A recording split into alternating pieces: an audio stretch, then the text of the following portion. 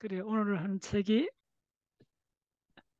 강박에 빠진 뇌, 강박에 빠진 브레인 락, 제프리 슈워츠.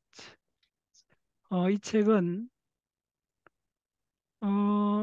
우리 카이스트 정재성 교수님 이 추천사를 많이 쓰는데 여기다가 뒤에다 추천을 쓰는 게 아주 리얼하게 와닿아요. 무슨 이야기냐면 본인이 이 책을 보면서 본인이 강박증을 한 개를 고쳤다.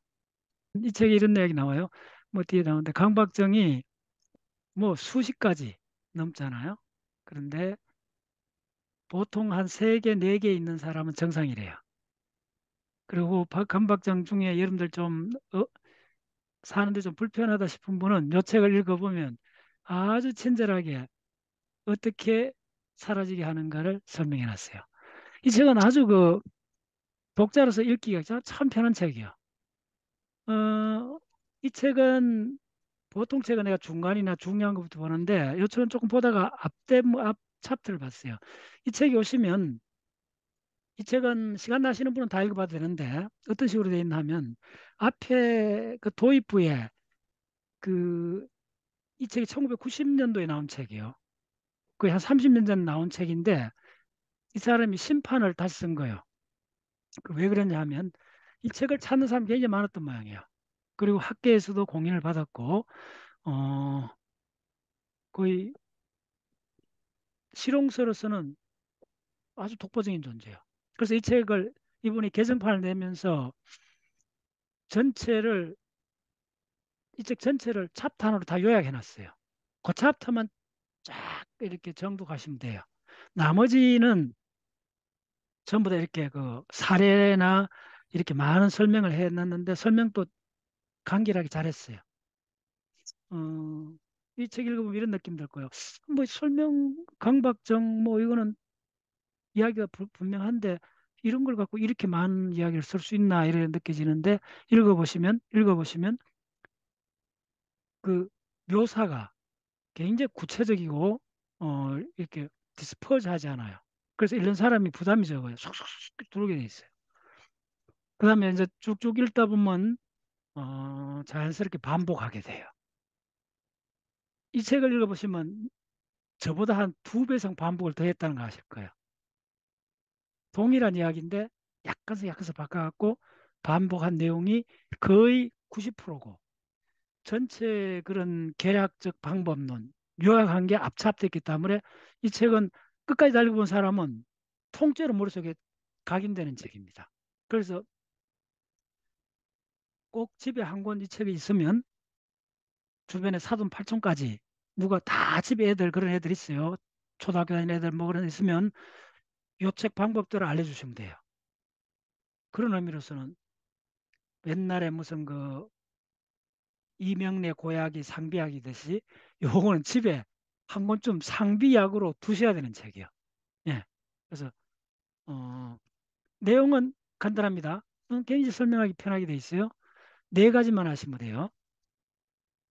첫 번째 재명명, 재기인, 재초점, 그 다음에 재평가. 요 네 가지를 갖고 책학문을 쓴 거예요.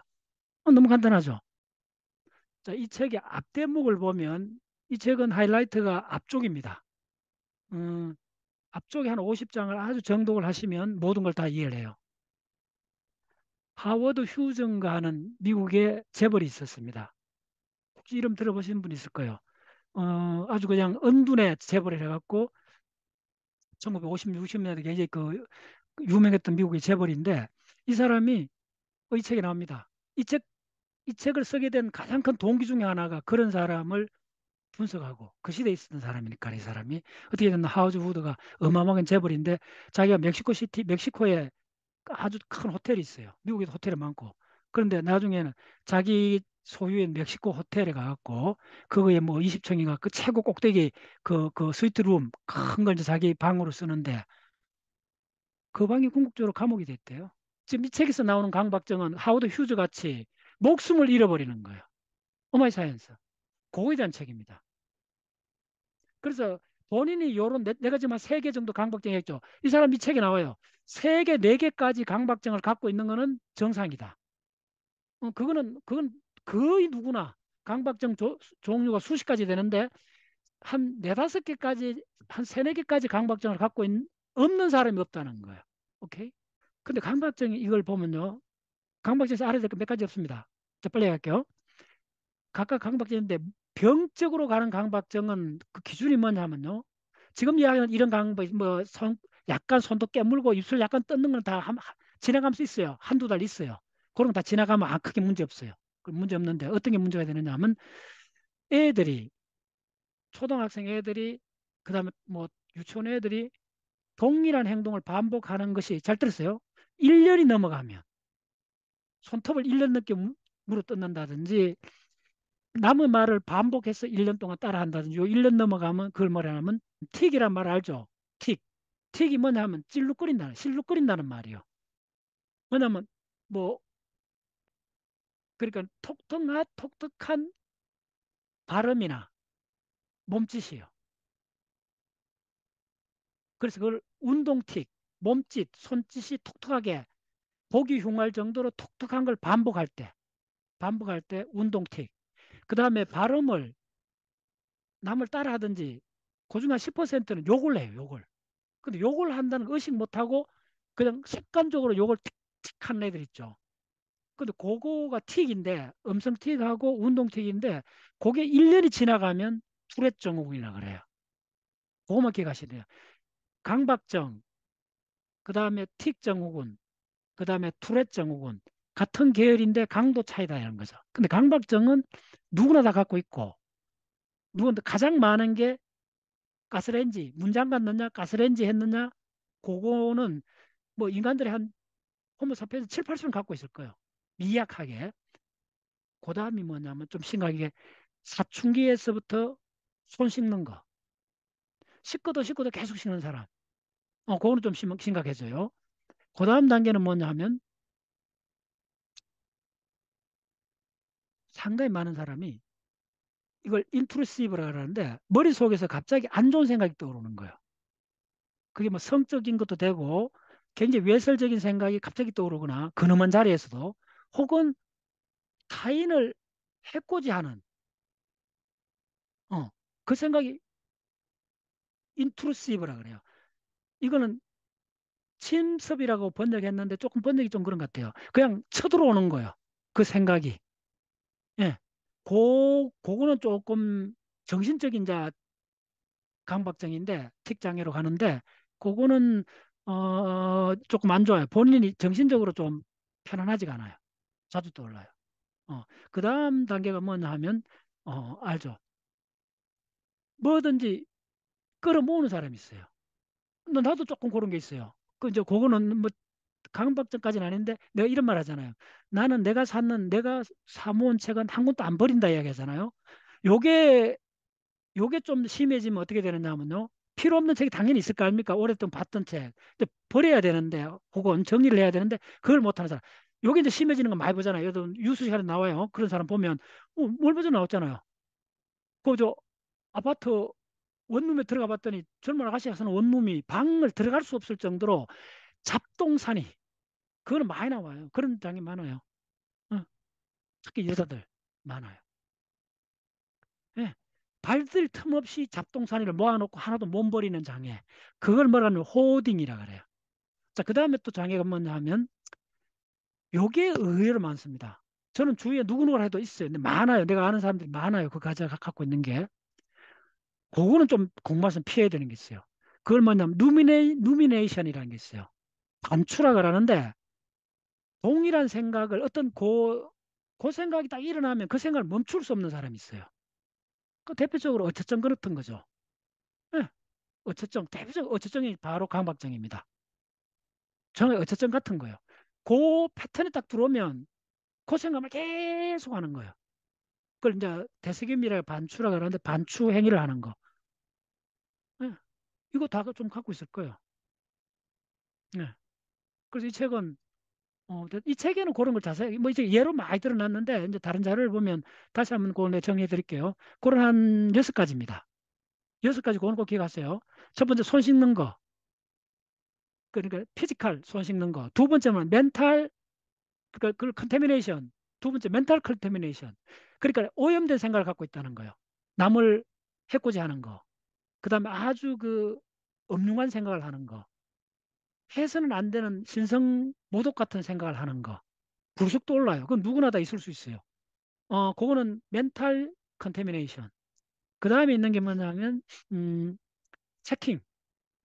전자레인지 껐느냐, 문 잠갔느냐, 예, 불 껐느냐, 요거 체킹. 그게 굉장히 많아요. 그거는 뭐 굉장히 많고. 그 다음에 이제 그 다음에 저 호딩이라는 말 거의 좀 어려운 단어인데 그게 뭐냐면 그 위기 상황을 대비해서 설탕하고 뭐 저 이런 거 끌고 모으잖아요. 사람들이 식품 모으는 그거가 극단적으로 한 형태입니다. 이 책을 읽어보면 여러분 들어가 보시면 책장이나 광고장 아무리 찾아봐도 브레인 그림 하나 안 나옵니다. 예? 그리고 뭐 삼성병원 아니라 최고 가는 그 자료에도 봐도 브레인 그림 하나 안 나와요. 그 설명 A4 용지 반 페이지밖에 없어요. 근데 그게 왜 그렇게 되는 걸 이해하셔야 돼요. 결론 말씀드릴게요. 이걸 브레인적으로 설명하는 거는 엄청 어려워요. 그래서 오늘 강의 주제는 그겁니다. 그게 왜 이렇게 어려운가? 그걸 이해하시면 돼요. 이 책에는 한둘도 그게 없어요. 이 책에 브레인 그림 한 장밖에 없어요. 그 아주 초보적인 거예요. 우리 박자세원들은 뭐 그래서 왜 이걸 틱장애나 이 강박증을 브레인적으로 설명하기 어려웠냐? 결론 말씀드릴게요. 지금까지도 그러니까 학계에서 많은 이론이 있는데 그 어느 정도 이렇게 관련이 잡혀가고 있는데 간단해요. 브레인과학은 강박증이나 뭐 이런 틱장애 어떤 간단히 설명될 것 같은데 들어가 보면 사실은 이건 정상 상태하고 아니 그러니까 아예 알츠하이머 치매라든지 그다음 조현병이라든지 아니, 정신이 완전 디소다 돼버리면 오히려 간단해요. 그건 완전 병리적으로 다른 거니까요. 근데 이거는 보다시피 정상이잖아 내가 무슨 뭐 이렇게 약간 이렇게 된 사람 아니잖아. 맞죠? 누구나 다 그렇잖아요. 그러니까 이게 정상하고 섞여 있어요. 정상하고 거의 같은 범주에 있다고. 그래서 이거는 브레인 중에 가장 어려운 부분은 정상인의 브레인이요. 됐죠? 그건 알기 굉장히 어려워요. 그렇기 때문에 이거는 강박증이나 이런 거는 브레인적으로 밝혀내기가 지극히 어려운 거예요. 됐죠? 그래서 강박증의 뇌과학적 메커니즘이 거의 다 밝혀진다는 것은 정상적으로 살아가는 이 사람들의 브레인을 아는 거예요. 지금까지 인류는 인간의 브레인이 고장난 브레인만 알아요. 병든 브레인. 꿈이나 그다음에 알츠하이머나 이쪽은 그러니까 브레인 논문은요. 사실은 들어가 보면 90%가 병리학에서 나온 겁니다. 파킨슨병, 헌팅턴병, 알츠하이머병, 강박증, 그러니까 강박증 아닌데 그런 극단적 병리 상황이 명확해지면 디소더 된 게 명확해지기 때문에 과학적으로 접근이 굉장히 명확해요. 측정이 명확해져요. 그런데 이 강박증은 거의 70% 정상이에요. 그 다음에 대부분 지나가요. 일시적으로. 그리고 누구나 다 몇 개를 갖고 있다는 말은 뒤집으면 그건 거의 정상 범위 영역에서 작동하는 거예요. 약간의 약간 뭐 그러니까 하워드 후즈 정도나 집에 가득 뭐 쓰레기를 가득 모아놓는 이런 사람들 내놓고는 뭐 수집가들은 누구나 다 수집가잖아요. 우표 수집을 하는 사람들 보고 강박증이 안 그러잖아요. 그런 거예요. 그 정상 범위요.